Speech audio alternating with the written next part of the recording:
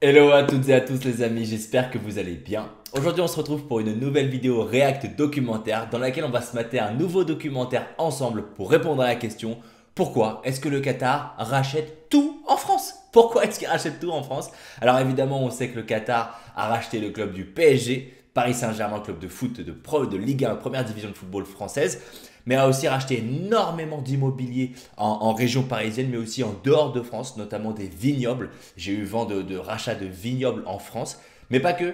Il y a une autre famille émirat, notamment à Abu Dhabi, qui a construit un Louvre à Abu Dhabi, justement. Donc pourquoi est-ce qu'ils rachètent tout ce qu'on a en France? Quel est le projet? Alors moi j'ai quelques intuitions, quelques pistes, mais je vous propose qu'on y réponde très clairement ensemble en regardant ce merveilleux documentaire de Explore Media qu'on va découvrir tous ensemble maintenant les amis. Et bien c'est parti. Le Qatar, c'est ça. Voilà. Donc évidemment, on connaît la fortune du Qatar avec le pétrole, grâce au pétrole, mais aussi ils ont su diversifier avec Qatar Airways, leur compagnie aérienne. Mais le Qatar, il est aussi en plein milieu de Paris. Sur la place de l'Étoile, l'ambassade de l'Émirat est la seule à avoir vue sur l'Arc de Triomphe. Voilà, ok, bon, déjà, on pose les bases.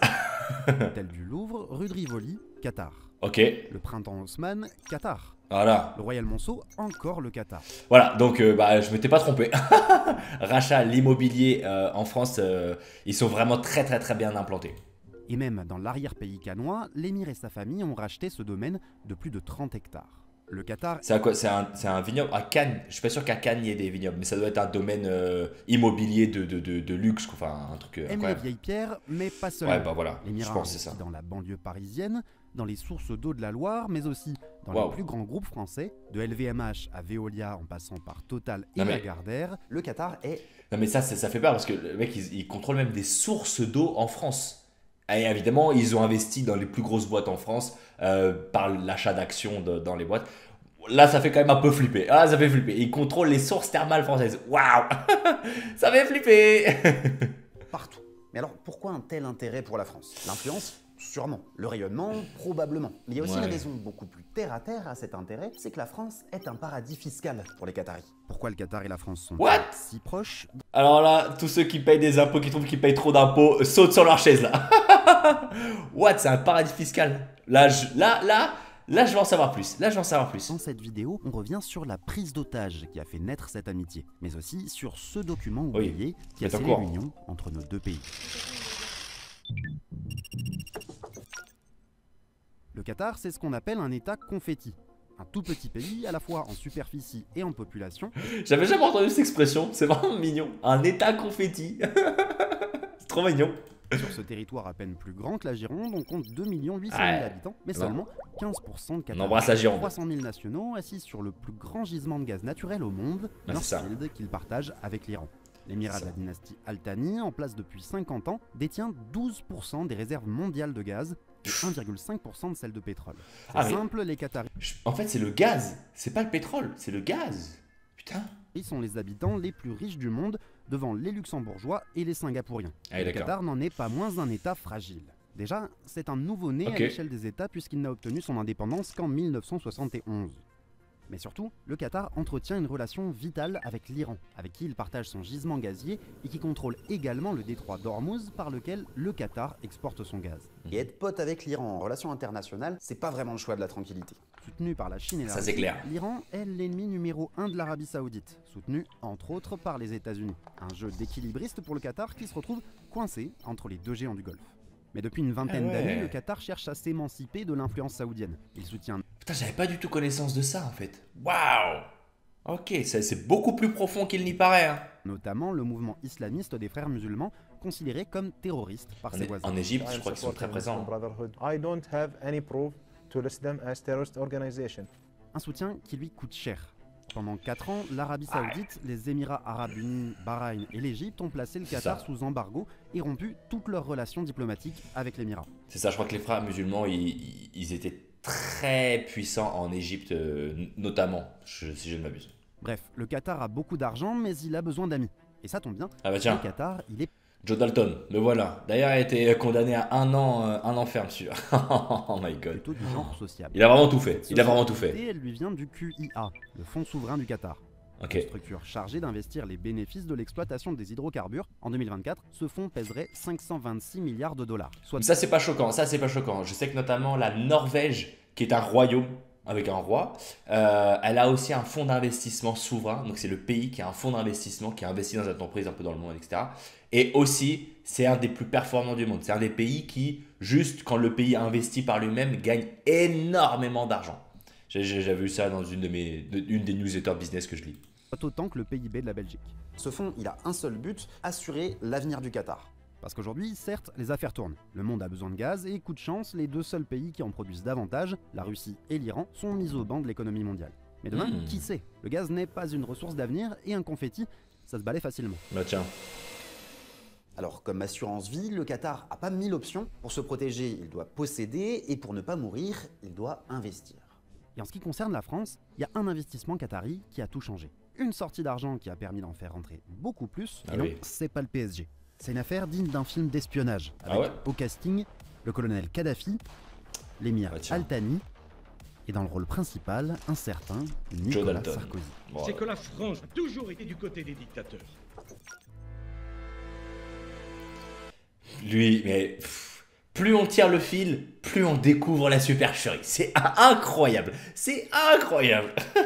L'affaire des infirmières bulgares. Mais déjà le titre il est incroyable. Christiana, Nassia, Valentina, Valia et Snejana Ah, mais non, mais sont c'est les, 5 infirmières bulgares. Oui, Et c'est en les 1998, otages. Elles arrivent en Libye, à C'est l'hôpital ça. de Benghazi. Le Exact. régime du colonel Kadhafi manque de personnel qualifié et leur a promis un bon salaire. Mais à peine quelques mois plus tard, on découvre que plus de 400 enfants soignés dans cet hôpital ont été contaminés au VIH. Pour les familles des enfants contaminés, il n'y a pas de doute, les infirmières sont coupables. On apprendra bien plus tard que c'est en fait le régime de Kadhafi qui aurait lui-même inoculé le virus à ses enfants. Oh Emprisonnés, putain. torturés, les 6 accusés passeront 8 ans en détention. Après 5 procès, l'ultime délibéré tombe, les 5 infirmières et le médecin incriminé sont condamnés à mort. Mais le colonel Kadhafi est un homme magnanime qui a une idée en tête. Oh, je me souvenais plus de toute cette histoire. J'avais carrément oublié qu'il y avait des enfants qui étaient contaminés au VIH. Oh, mais quelle ordure sans nom. Et voilà, Sarkozy fait le business avec des mecs comme ça. Enfin, putain. En Bon. 2007, la France a un nouveau négociateur. Oh là là. Nicolas Sarkozy vient d'être élu président de la République. Mon Il Dieu. veut frapper un grand coup pour lancer son mandat. Sarkozy va pousser l'Union européenne à négocier avec le colonel Kadhafi et à passer un marché avec lui. Le deal est lunaire. En l'échange de l'extradition de l'équipe médicale, l'UE accepte. Article 1. De payer 598 millions de dinars libyens, soit près de 461 millions de dollars. Mais aussi, article 2, la France s'engage à équiper le nouvel hôpital de Benghazi et à aider à sa mise en service. Et article 5, l'UE s'engage à proposer un texte visant à, et là la Libye fait son marché, financer l'archéologie et la restauration, fournir et monter un dispositif de surveillance des frontières libyennes, accorder des bourses d'études pour les étudiants libyens, ou encore délivrer des visas Schengen pour les Libyens et les Libyennes. Mais c'est lunaire. Là, clairement, on lui mange dans la main. Clairement. Tout est favorable pour Kadhafi. C'est abusé. Importe, l'accord est trouvé, signé, on peut sabrer le champagne, sauf que... Sauf que l'Union Européenne, elle peut pas sortir 461 millions de dollars comme ça. Ah, Il y a tu une m'étonnes. procédure budgétaire soumise à vérification. Bref, ça prend du temps. Mais Kadhafi veut l'argent tout de suite. Le président Sarkozy sait qu'il joue gros sur cette affaire, alors il décroche son téléphone. La conversation a été rapportée par le Canard enchaîné. Sarko a téléphoné à l'émir du Qatar dans la soirée et, dans la nuit, le gouverneur de la Banque centrale du Qatar s'est envolé par avion spécial pour Tripoli avec en poche un chèque de 452 millions d'euros. L'UE s'est engagé à rembourser le Qatar dans les 6 mois et au matin, Kadhafi était content. Et Sarkozy aussi. Les infirmières. Mais c'est incroyable. Et le Qatar a su profiter de ce compromis pour mettre le pied dans la porte et bloquer la porte. Incroyable. Infirmières ont été libérées, certes, mais à quel prix? L'ancien président botte en touche. Moi, si vous me posez la question, la France a-t-elle versé 1 euro? Ma réponse, c'est non. Mais c'est pas à moi de parler au nom de nos amis qataris ou au nom du colonel Kadhafi. Et je pense que c'est là aussi qu'ils ont négocié la Coupe du Monde de football qui a eu lieu en 2022. Oh là, mais c'est lunaire. Adressez-vous à eux. L'émir Al-Thani vient de faire l'affaire du siècle. Parce qu'en échange de cette faveur, le gouvernement français va signer un document tout à fait exceptionnel qui va faire de l'Hexagone l'Eldorado du Qatar. Un document qui transforme la France en un paradis fiscal pour les ressortissants qataris. Mais non. Ce document, c'est celui-là, une modification de la convention fiscale entre la France et le Qatar qui accorde un régime exceptionnel aux résidents de l'Émirat. Vous allez voir, c'est pas très compliqué. De base, quand un étranger investit en France, il va être taxé 2 fois. Une fois en France et une fois dans son pays d'origine. Et c'est précisément pour éviter ça que la France passe des conventions fiscales.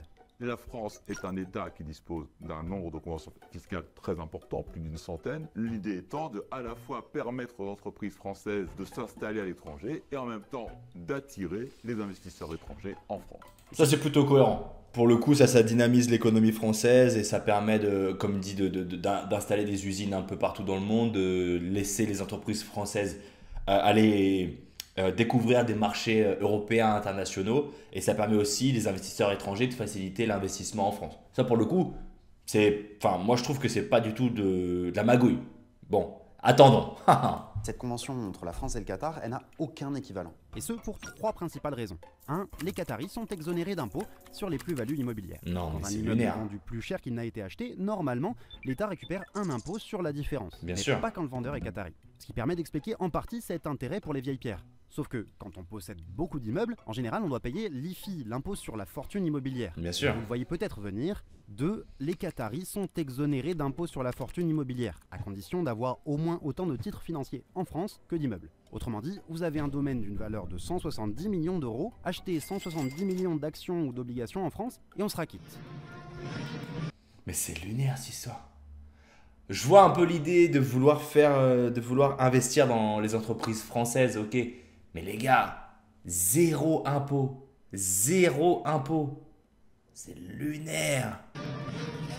Après on dit le salaire des footballeurs. Mais non, c'est le salaire des présidents du club qu'il faut taper. Ce qui permet d'expliquer que le Qatar monte au capital des grands groupes français. Non mais Enfin, 3. en plus c'est un sable à double tranchant parce que si les mecs ils arrivent à atteindre 51% de type je sais pas LVMH, du coup ça leur appartient complètement. Ils font ce qu'ils veulent, ils sont actionnaires majoritaires et ils décident complètement de la boîte.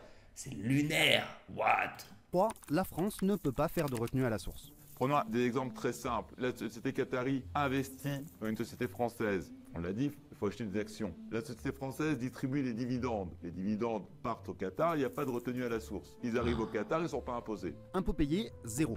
Et c'est la même chose quand le Qatar prête de l'argent. La société qatari prête de l'argent à la société française. La société française doit rembourser la société qatari. Les intérêts d'emprunt lorsqu'ils repartent vers le Qatar, là encore, pas de retenue à la source. Il y a donc finalement des raisons très terre-à-terre à cette vague d'investissement du Qatar en France. Certes, il y a des questions d'influence par le sport, de diplomatie, de rayonnement international, mais il y a aussi un vrai sujet de rentabilité. Ouais, je pense que le prince du Qatar, il voulait se faire kiffer d'avoir Messi, Ibrahimovic, Mbappé dans son équipe, mais en fait, c'est vraiment du pur business. C'est du pur business. Et ça se trouve même, le rachat du PSG, c'était ni plus ni moins qu'une action de l'équivalent d'un investissement en France, en fait. Putain. On se retrouve avec une convention dérogatoire rédigée à l'aveugle, c'est-à-dire que ceux qui rédigent n'ont pas forcément conscience des conséquences économiques. La question qu'on doit se poser après, c'est est-ce que ce calcul rapporte à l'État français? C'est aussi bête que ça. Je n'en suis pas convaincu. En février dernier, le Qatar s'est engagé à investir 10 milliards d'euros en France d'ici 2030, au cours d'une visite d'État en grande pompe. Ok, mais sur ces 10 milliards, combien seront exonérés d'impôts? Combien rapporteront réellement à la France? Le souci, c'est qu'on ne sait pas. 15 ans après l'officialité. Parce qu'en gros, ce qui va bénéficier à la France, c'est le stimuli à l'économie que va engendrer cet investissement de 10 milliards. Mais concrètement, 0. 0 impôt. Donc ça va rapporter 0. Après, là, terre à terre, ça rapporte 0. L'utilisation de cette fiscalité d'exception, on ne dispose toujours pas d'informations sur le manque à gagner que représentent ces avantages-là. En revanche, ce qu'on sait, c'est que depuis 2009 et l'entrée en vigueur de cet avenant, les investissements qataris en France ont été multipliés par 5. C'est que ça doit valoir le coup. Raison pour laquelle des voix s'élèvent pour demander à renégocier cette convention ou à minima pouvoir chiffrer le manque à gagner pour les finances françaises. C'est clair. Est-ce qu'il ne faut pas finalement pouvoir remettre sur le métier cette convention qui est purement et simplement scandaleuse? Est-ce que cette situation peut durer? Je ne le crois pas. Ah bah tiens. La question se pose Nouveau Premier ministre, il a dit du Qatar dans les intérêts. Ça peut plus durer. Ça peut plus durer. Nouveau Premier ministre, il a dit ça peut plus durer. Ah, il a posé les termes, notre François. Hein. Notre François. Oui, François. Je suis à l'ouest. Français et européens se sont multipliés ces dernières années. Et de l'influence à la corruption, il n'y a qu'un pas. que le Qatar n'a visiblement pas peur de franchir. Non mais clairement. Non mais clairement. En gros, ils nous tiennent par les couilles. Bah excusez-moi l'expression les amis, je suis vraiment désolé d'être vulgaire, mais c'est très clairement ce que c'est. Clairement. Dès que vous prononcez le mot Qatar devant un politique français, ça déclenche instantanément une sorte de mini-séisme. Elle, c'est Bérengère Bonte. Elle est journaliste et dans son livre La République française du Qatar, elle détaille toutes ces collusions entre la classe politique française et l'Émirat. Cette classe politique et tous ces parlementaires sont allés lors de forums où les Qataris ont le secret à Doha, qui consiste à vous inviter pour un week-end au Sheraton, avec la piscine, 3-4 jours très agréables, qui en soi pose pas de problème, c'est pas illégal, hein, après tout. Le problème c'est quand on revient, il faut être en capacité de se poser toujours les questions sur la fiscalité entre nos deux pays. Notre assemblée compte un groupe d'amitié parlementaire France-Qatar, ce qui manque pas de sel puisqu'il n'y a pas de parlement au Qatar, seul un conseil consultatif des décisions de l'émir. Oui. Non mais en gros c'est ça. En gros les mecs ils te font des cadeaux pour que tu sois copain avec eux. Mais hein, on t'emmène à Dubaï, au Qatar. Bah oui c'est Dubaï le Qatar. T'inquiète, business class premium, tu vas dormir à l'hôtel, on va te ramener caviar, foie gras, machin, t'auras des stripteaseuses, tout le bordel, même Elvis il va te marier, t'inquiète, tu vas être au top. Mais derrière, évidemment que tu vas les kiffer les mecs qui te régalent comme ça, évidemment. Conflit d'intérêts à balle, c'est clair et net.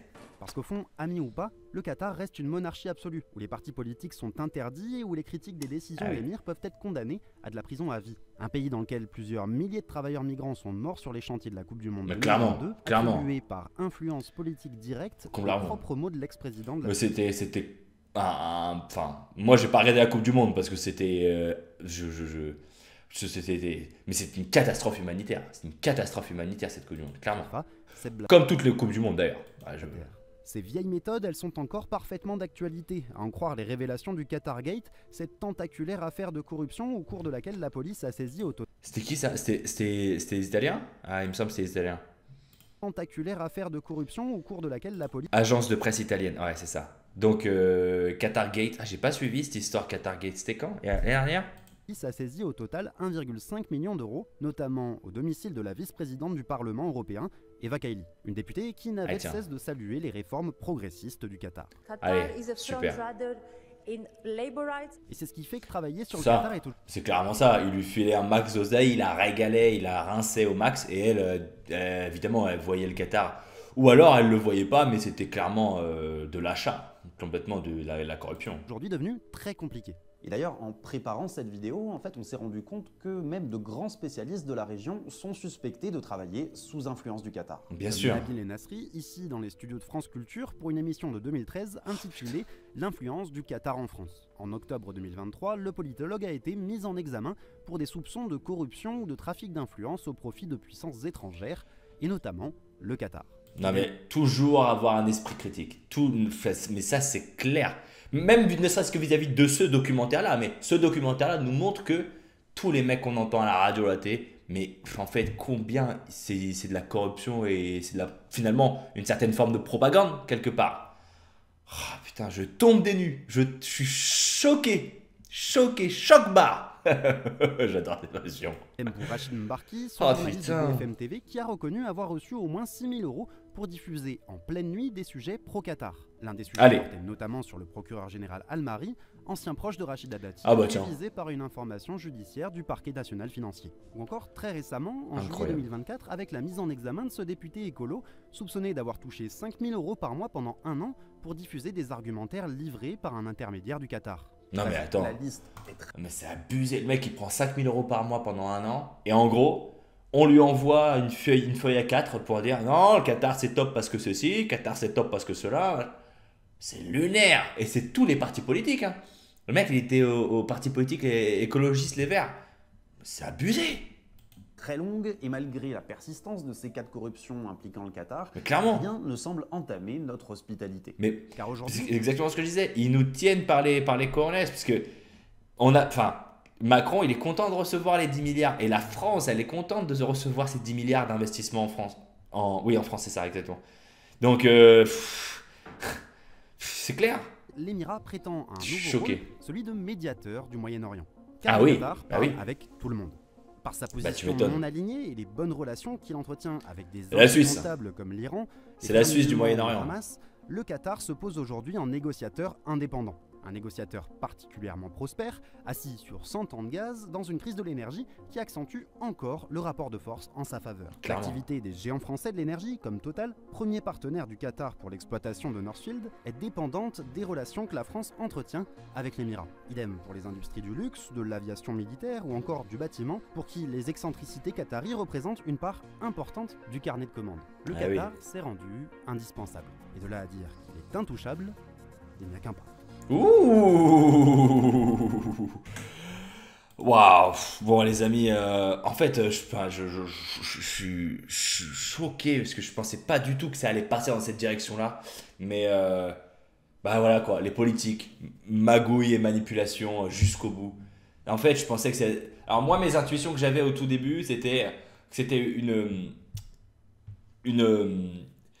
ils rachetaient beaucoup de choses en France, mais pas que en France, un peu partout en Europe, pour un peu diversifier leur patrimoine et donc essayer de s'implanter dans différents business et de propager la bonne parole qatari ou la culture qatari un peu à travers le monde, d'essayer de convaincre par la soft power comme on appelle ça. Mais en fait pas du tout. En fait c'est full politique, corruption et magouille à gogo. Et ça remonte depuis Sarkozy. Mais Sarkozy, il a vraiment fait n'importe quoi, sans déconner. N'importe quoi. Hein. Waouh. Waouh, ouais, bah, après, voilà, c'est ça quoi. Aujourd'hui, des grosses entreprises françaises qui font tourner la France, genre Total Energy, même si on peut les critiquer sur plein de choses, bah au final, le Qatar, ils sont bien contents de les avoir comme clients. Hein. Parce que ça représente, comme disait dans le documentaire, une grosse partie de leur carnet de commandes. Hein. Oh là là, je suis choqué. Bon, les amis, dites-moi en commentaire ce que vous en pensez. J'avoue que moi j'ai pris une belle claque en vrai là.